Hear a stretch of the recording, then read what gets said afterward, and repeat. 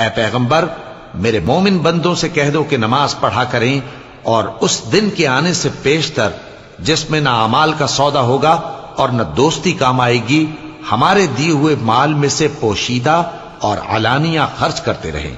اللہ ہی تو ہے جس نے آسمانوں اور زمین کو پیدا کیا اور آسمان سے مے برسایا، پھر اس سے تمہارے کھانے کے لیے پھل پیدا کیے اور کشتیوں اور جہازوں کو تمہارے زیر فرمان کیا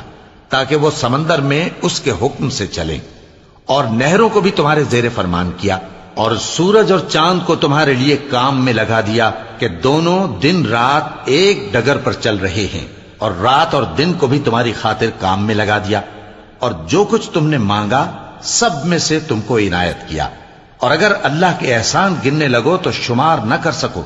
مگر لوگ نعمتوں کا شکر نہیں کرتے۔ کچھ شک نہیں کہ انسان بڑا بے انصاف ہے، ناشکرا ہے۔ اور جب ابراہیم نے دعا کی کہ اے میرے پروردگار اس شہر کو لوگوں کے لیے امن کی جگہ بنا دے اور مجھے اور میری اولاد کو اس بات سے کہ بتوں کی پرستش کرنے لگیں بچائے رکھیو، اے پروردگار انہوں نے بہت سے لوگوں کو گمراہ کیا ہے، سو جس شخص نے میرا کہا مانا وہ میرا ہے، اور جس نے میری نافرمانی کی تو بخشنے والا ہے، مہربان ہے۔ اے پروردگار میں نے اپنی اولاد ایک وادی میں جہاں کھیتی نہیں تیرے عزت و ادب والے گھر کے پاس لا بسائی ہے، اے پروردگار تاکہ یہ نماز پڑھیں، سو تو لوگوں کے دلوں کو ایسا کر دے کہ ان کی طرف جھکے رہیں،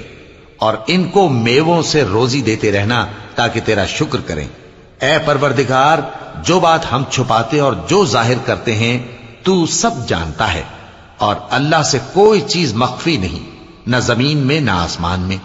اللہ کا شکر ہے جس نے مجھ کو بڑی عمر میں اسماعیل اور اسحاق بخشے، بے شک میرا پروردگار دعا سننے والا ہے۔ اے پروردگار مجھ کو ایسی توفیق عنایت کر کہ نماز پڑھتا رہوں، اور میری اولاد کو بھی یہ توفیق بخش۔ اے پروردگار میری دعا قبول فرما۔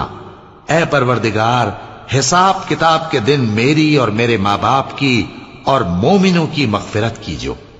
اور مومنوں یہ نہ سمجھنا کہ یہ ظالم جو کام کر رہے ہیں اللہ ان سے بے خبر ہے، وہ ان کو اس دن تک مہلت دے رہا ہے جبکہ دہشت کے سبب آنکھیں پھٹی کی پھٹی رہ جائیں گی، اور لوگ سر اٹھائے ہوئے میدان قیامت کی طرف دوڑ رہے ہوں گے، ان کی نگاہیں خود اپنی طرف لوٹ نہ سکیں گی،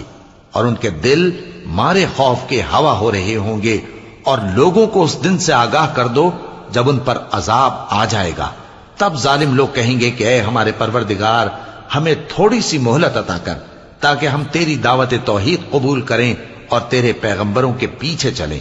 تو جواب ملے گا